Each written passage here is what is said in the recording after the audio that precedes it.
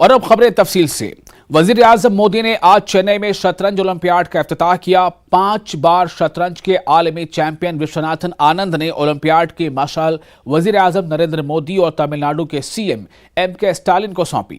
اس کے بعد مشعل کو چنئی کے جواہر لال نہرو اسٹیڈیم میں نوجوان گرینڈ ماسٹر آر پرگیانند اور دیگر ہندوستانی شطرنج کے کھلاڑیوں کے حوالے کیا گیا۔ تقریب سے خطاب کرتے ہوئے PM مودی نے کہا کہ میں آپ سب کو ہندوستان میں منعقد ہونے والے 44ویں شطرنج اولمپیاڈ میں خوش آمدید کہتا ہوں۔ انہوں نے کہا کہ شطرنج کا سب سے باوقار ٹورنامنٹ شطرنج کے گھر یعنی ہندوستان میں آیا ہے۔ I welcome you all to the 44th Chess Olympiad being held in India. The most prestigious tournament in chess has come to India, the home of chess. This tournament is here at a special time in India's history.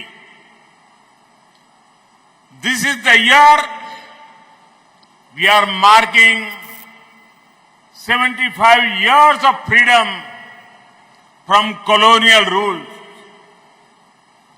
It is our Azadi Ka Amrit Mahotsav. It is an honor to have you here at such an important time for our country.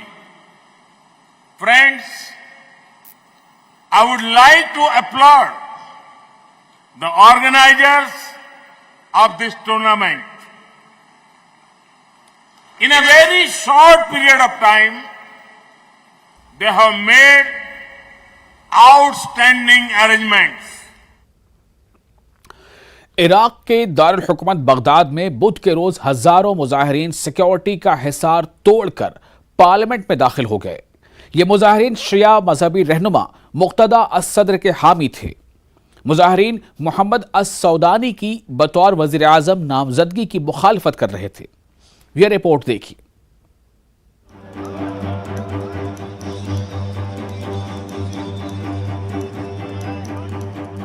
یہ تصویر سری لنکا کی نہیں ہے، جہاں کچھ ہفتے قبل معاشی اور سیاسی بحران سے پریشان عوام نے سری لنکا کے صدر اور وزیر اعظم کی رہائش گاہ پر قبضہ کر لیا تھا۔ یہ عراق کے دارالحکومت بغداد کا منظر ہے۔ سینکڑوں مشتعل مظاہرین نے بغداد میں پارلیمنٹ کی عمارتوں پر دھاوا بول دیا۔ الجزیرہ کی رپورٹ کے مطابق یہ تمام مظاہرین بااثر شیعہ عالم مقتدی الصدر کے حامی تھے اور وہ وزارت عظمیٰ کے عہدے کے لیے محمد السودانی کی حالیہ نامزدگی کے خلاف اپنی مخالفت کا اظہار کر رہے تھے۔ جس وقت مظاہرین پارلیمان کی عمارت میں داخل ہوئے، اتفاق سے اس وقت وہاں کوئی قانون ساز موجود نہیں تھا۔ مظاہرین میں سے بعض کمپلیکس کے آس پاس کی دیواروں پر چڑھنے کے بعد السودانی باہر نکلو جیسے نعرے لگا رہے تھے۔ اس حوالے سے بعض تصاویر اور ویڈیوز میں مظاہرین کو عمارت کی میزوں پر چلتے اور پارلیمنٹ کے اندر عراقی پرچم لہراتے ہوئے دیکھا گیا۔ البرلمان احنا شعب عراقي، احنا نريدك يا المالكي يا السوداني يا فلان يا علان. المالكي مشلب بالحكومه، شنو من عندنا؟ عمو روح اخذ غراضك وملابسك واطلع من هذا البلد يا اخي. شعب تعب، شعب انهار، عالم كتل الجوع، عالم قام تشرب مخدرات، عالم قام تقتل، قام تسلب من الجوع، شعب كله انتهى۔ عراقی مظاہرین نے شیعہ رہنما الصدر کی تصاویر بھی اٹھا رکھی تھیں۔ پولیس نے پہلے سیمنٹ کی دیواروں کو گرانے والے مظاہرین کو منتشر کرنے کے لیے پانی کی توپوں کا استعمال کیا۔ الجزیرہ کے مطابق مرکزی دروازے پر ہجوم کو روکنے کے لیے پولیس کو تعینات کیا گیا تھا، تاہم مظاہرین گرین زون کے داخلی راستوں پر جمع ہو گئے، جس کے بعد انہوں نے پولیس کی جانب سے لگائے گئے سیمنٹ کی دیوار کو توڑ دیا۔ یہ مظاہرین عراق کے کئی شہروں سے آئے تھے۔ الشعب العراقي يطالب كل شريف وكل سياسي شريف بأن يحاسب جميع سراق المال العام. الآن نحن من قبة البرلمان كما هم يعبرون السياسيين، الآن نحن من قبة البرلمان نطالب بمحاسبة جميع الفاسدين وعلى رأسهم نور المالكي. मंजर आम पर आने वाली तस्वीर और वीडियोस में सैकड़ों अफराद को इराक के पार्लियामेंट में दाखिल होते और इराकी परचम लहराते हुए देखा जा सकता है। मुजाहिरीन पार्लियामेंट में मेजों पर चढ़ गए, गाने और नाचने लगे। तस्वीर में वो मेज पर लेटे और कुर्सियों पर बैठे नजर आए। अब समझने की कोशिश करते हैं आखिर क्यों कर ये वाकया पेश आया। दरअसल गुज़िश्ता बरस अक्टूबर में पार्लिमानी इंतखाबात में मुक़्तदा सदर के इत्तेहाद ने सबसे ज्यादा नशिस्तें हासिल की थीं। इंतखाबात में मुक़्तदा सदर की जमात 73 नशिस्तों के साथ सबसे आगे थी। 329 नशिस्तों वाली इराकी पार्लियामेंट में हुकूमत बनाने के लिए 165 नशिस्तों का होना जरूरी है। ताहम सदर के दीगर जमातों के साथ मिलकर काम करने से इनकार की वजह से मखलूत हुकूमत नहीं बन सकी, जिसकी वजह से सियासी ताअत्तुल की सूरत हाल पैदा हो गई है। मुक़्तदा सदर और उनके हामी शिया हैं। उनके हामी वजीर आजम के लिए मोहम्मद अस्सूदानी की उम्मीदवारी की मुखालफत कर रहे हैं। उनका ख्याल है कि वो ईरान के करीब है। इस वक्त मुल्क को सुबुकदोश होने वाले वजीर आजम मुस्तफा अल काज़मी की हुकूमत चला रही है। सियासी जमातों के दरमियान इत्तफाक़ राय न होने की सूरत में अल काज़मी अगले इलेक्शन तक वजीर आजम रह सकते हैं। इससे कबल 2010 में इराक में ऐसी ही सूरत हाल पैदा हुई थी, जब नूरी अल मालिकी 289 दिनों के ताअत्तुल के बाद दूसरी बार वजीर आजम बने थे। सदर के हामी इससे कबल 2016 में भी एक बार पार्लियामेंट में दाखिल हो चुके हैं। सियासी ताअत्तुल की वजह से इराक के लिए 2022 का कोई बजट नहीं है, जिसकी वजह से बुनियादी जरूरियात के मंसूबों और इक्तिसादी सरगर्मियों पर अखराजात रुके हैं। इराक के लोगों का कहना है कि इसकी वजह से वहाँ बहुत सारी खिदमात रुक गई हैं और लोगों के पास रोजगार नहीं है। उनका कहना है कि यह सूरत हाल उस वक्त से है जब वहाँ गुज़िश्ता 5 साल से लड़ाई नहीं हो रही है और दूसरी तरफ खाम तेल की ऊंची कीमतों की वजह से बहुत कमाई हुई है। المنطقة الخضراء وإلى النواب كان من قبل الكتلة الصدرية، وإنما محمد الشيوعي السوداني مرفوض من قبل الشعب، مرفوض من قبل الشعب، لأن إحنا تعرفون صار لنا 20 سنة لا خدمات لا بنية تحتية لا شيء، والمجرب لا يجرب، هاي جرت إذن واحتمال نسوي الأكثر إذا لا سامح الله اترشح لو صار. كلها قاعدة بصورة صحيحة، أريد فرصة عمل للشباب كلها قاعدة الشباب، يعني الطلاب قاعدة، المهندسين كلهم قاعدين، اللي يتخرج يعني واحد يتخرج غير يجي فرصة عمل له، يتخرج تلقاه يشتغل له عماله، له شغل ماكو قاعد، حتى يجوز عماله ماكو. يعني هاي شوف هاي بسطية، هاي احنا 3 بيا يوميا واحد يزم سنة للصبح قاعدين ماكو عمل. يعني انتاني لو محرم يجيك، لو يجيك رمضان تشتغل. इराक में अक़वाम मुत्तहिदा के मिशन ने कहा कि लोगों को एहतजाज करने का हक है, ताहम जब तक ये पुरअमन और कानून की हुदूद में हो। Bureau report, news 18 Urdu. मकबूजा मगरबी किनारे के कस्बे हारिस के करीब इसराइली अमन कारकुनों और फलस्तीनी मुजाहिरीन के एक ग्रुप की इसराइली फौजियों से झड़प का वाक़या पेश आया।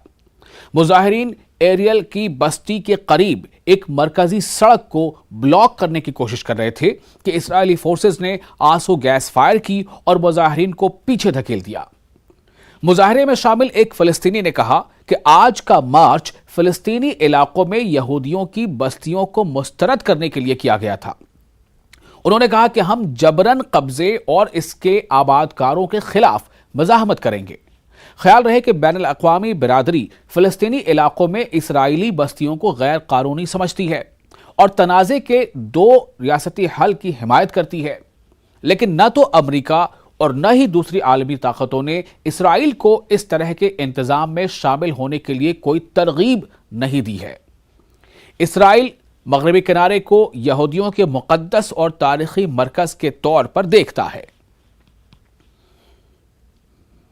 مسيرتنا اليوم في حارس تأكيد على رفض الاستيطان. قبل أسبوع وضعوا بئر استيطانية هنا، جئنا لنقول أننا سنتصدى لذلك واخترنا شارع عابر السامرة الذي يمر منه أكبر عدد المستوطنين لنقول أننا لنا بإرادتنا وبإيماننا بالحق سنقاوم الاحتلال ومستوطنيه ولن نقبل بكل هذه المخططات التي يحاول غلاة المستوطنين.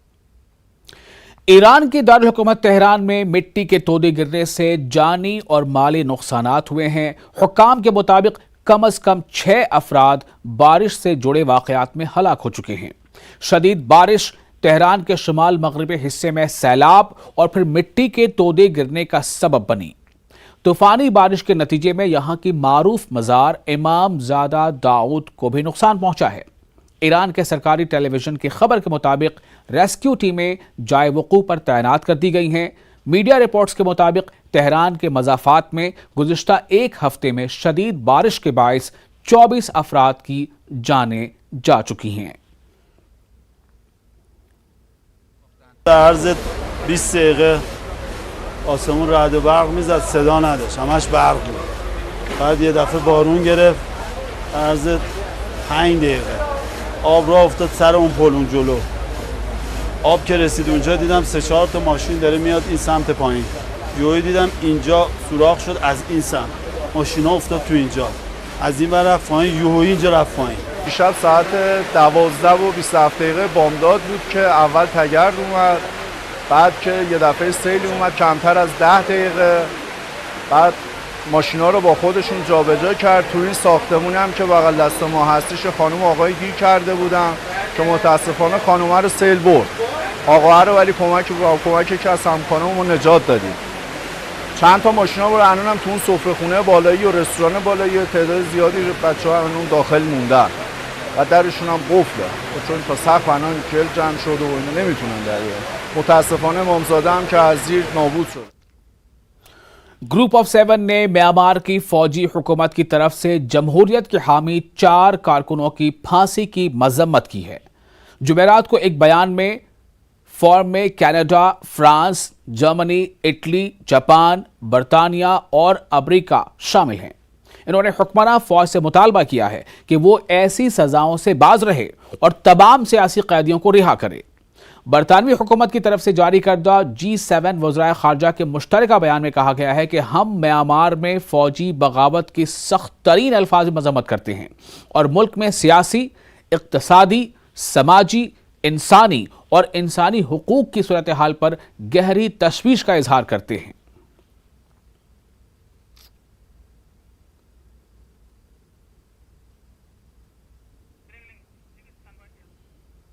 اور فی الحال ایک چھوٹا سا بریک کے بعد کئی اہم خبریں باقی ہیں۔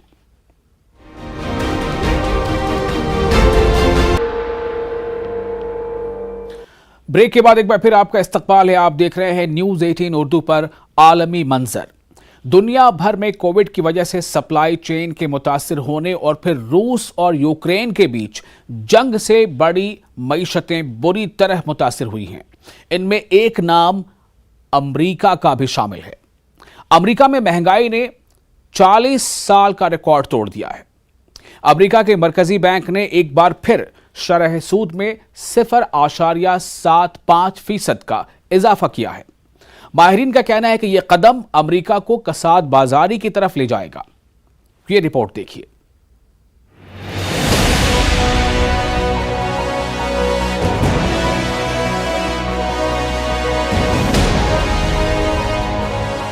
گزشتہ برس ہر کاروبار میں قیمتوں میں اس رفتار سے اضافہ ہونا شروع ہوا جو اس سے پہلے دہائیوں میں نہیں دیکھا گیا تھا۔ بڑی معیشتوں میں جو ایک ملک سب سے زیادہ متاثر ہوا وہ امریکہ ہے۔ بڑھتی ہوئی قیمتوں پر لگام لگانے کے لیے امریکہ کے مرکزی بینک فیڈرل ریزرو نے ایک بار پھر شرح سود میں بڑے اضافے کا اعلان کیا ہے۔ بینک نے لگاتار دوسری بار شرح سود میں 0.75% اضافہ کیا ہے۔ امریکی میڈیا کے مطابق شرح سود میں اضافہ مہنگائی پر قابو پانے کے لیے کیا گیا ہے۔ شرح سود میں متواتر 2 مہینوں میں 2 بار ایسا اضافہ کیا گیا۔ امریکی میڈیا رپورٹس کے مطابق امریکی فیڈرل ریزرو نے قرض کی فراہمی کی رینج بڑھا کر 2.25 سے 2.5% کر دی ہے۔ معیشت میں مانگ کی سطح اور قیمتوں کو کم کرنے کے لیے بینک مارچ سے قرض لینے کی لاگت میں اضافہ کر رہا ہے، لیکن خدشات بڑھ رہے ہیں کہ یہ قدم امریکہ کو کساد بازاری کی طرف لے جائے گا۔ بہت سے لوگوں کو توقع ہے کہ اس ہفتے کے سرکاری اعداد و شمار مسلسل دوسری سہ ماہی میں امریکی معیشت کو کمزور ہوتے ہوئے ظاہر کریں گے۔ ایک پریس کانفرنس میں فیڈرل ریزرو کے چیئرمین جیروم پاول نے تسلیم کیا کہ معیشت کے کچھ حصے سست روی کا شکار ہیں، لیکن انہوں نے کہا کہ خطرات کے باوجود بینک آنے والے مہینوں میں شرح سود میں اضافہ جاری رکھے گا تاکہ افراط زر پر قابو پایا جا سکے۔ امریکہ میں مہنگائی 40 سال کے بلند ترین سطح پر چل رہی ہے۔ کووڈ سے سپلائی میں رکاوٹ، شدید طوفانوں اور فصلوں کو نقصان پہنچنے کے بعد خوراک کی قیمتوں میں اضافہ ہونا امریکہ کے لیے منفرد نہیں تھے۔ لیکن فیڈرل ریزرو امریکہ کے مرکزی بینک کے سربراہ سمیت دیگر ماہرین نے استدلال کیا کہ قیمتوں میں اضافہ عارضی ہے اور یہ جلد ختم ہو جائے گا کیونکہ کووڈ سے متعلقہ سپلائی چین کے مسائل ختم ہو جائیں گے۔ ماہرین کے مطابق یہ گزشتہ 30 سالوں میں بڑھائی گئی سب سے زیادہ شرح ہے۔ امریکی صدر بائیڈن نے عالمی سطح پر معاشی بحران کو لے کر اپنا رد عمل ظاہر کرتے ہوئے کہا کہ مجھے نہیں لگتا کہ امریکہ بحران کے دور میں جا رہا ہے۔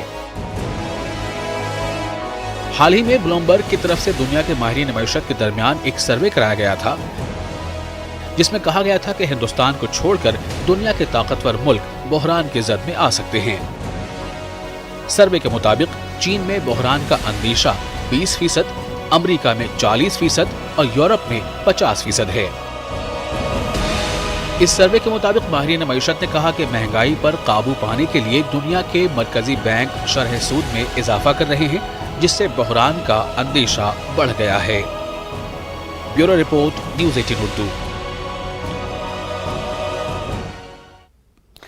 دنیا میں منکی پاکس کے بڑھتے ہوئے کیسز کے پیش نظر امریکہ پہلے ہی اس کی روک تھام کے لیے ضروری اقدامات کرنے پر غور کر رہا ہے۔ رپورٹس کے مطابق بائیڈن انتظامیہ آنے والے دنوں میں منکی پاکس کو پبلک ہیلتھ ایمرجنسی قرار دے سکتا ہے۔ امریکی حکام امریکہ میں منکی پاکس کو صحت عامہ کی ایمرجنسی قرار دینے کے بارے میں کئی دنوں سے بحث کر رہے ہیں۔ تاہم عالمی ادارہ صحت نے کہا ہے کہ عام آبادی کے لیے منکی پاکس کا خطرہ کم ہے۔ امریکہ میں منکی پاکس کے تقریباً 3600 کیسز سامنے آئے ہیں۔ نیو یارک سٹی منکی پاکس کا مرکز بنا ہوا ہے۔ زیادہ تر کیسز ایسے مردوں میں پائے گئے ہیں جنہوں نے مردوں کے ساتھ جنسی تعلقات قائم کیے۔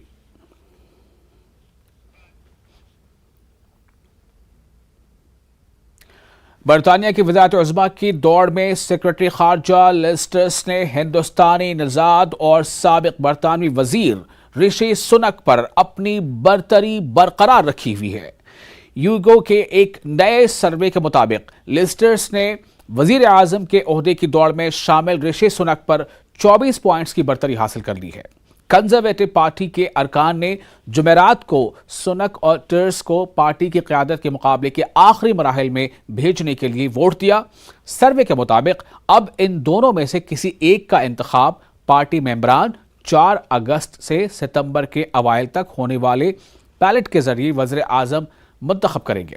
اس سے قبل آنکڑے دعویٰ کر رہے تھے کہ ٹرس سنک کو 19 پوائنٹ سے شکست ہوگی۔ تازہ ترین سروے کے مطابق 31% ممبران رشی سنک کے حق میں ووٹ دینے کا ارادہ رکھتے ہیں، جبکہ 49% ممبران نے لیز ٹرس کے حق میں ووٹ دینے کا ارادہ کیا ہے۔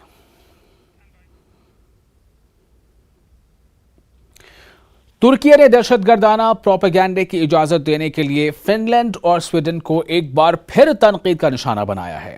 یہ دونوں ممالک نیٹو میں شمولیت کے لیے ترکی کی تائید کے منتظر ہیں۔ ترکی کے وزیر خارجہ مولود چاوش اولو نے کہا ہے کہ سویڈن نے ترکی کو مطلوب مشتبہ دہشت گردوں کو ابھی تک ترکی کے حوالے نہیں کیا ہے۔ سویڈن اور فن لینڈ میں دہشت گردی سے متعلق پروپیگنڈا اب بھی جاری ہے۔ انہیں اپنی ذمہ داریاں پوری کرنی چاہیے، ورنہ ہم نیٹو میں شمولیت کی ان کی کوششوں کو روک دیں گے۔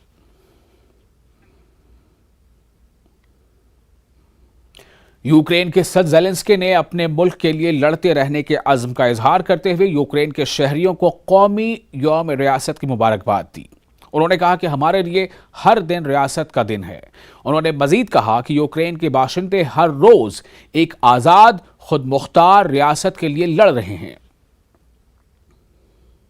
Сказати, що для нас День державності – це кожен день. Кожен день ми б'ємося, аби кожен на планеті нарешті зрозумів, ми не колонія, не анклав, не протекторат, не губернія, еялет чи коронний край, не частина чужих імперій, не землі у складі, не союзна республіка, не авто. اور اسی کے ساتھ عالمی منظر میں فی الحال اتنا ہی. اپنے میزبان وصال اعظم کو دیجیے اجازت. شب بخیر.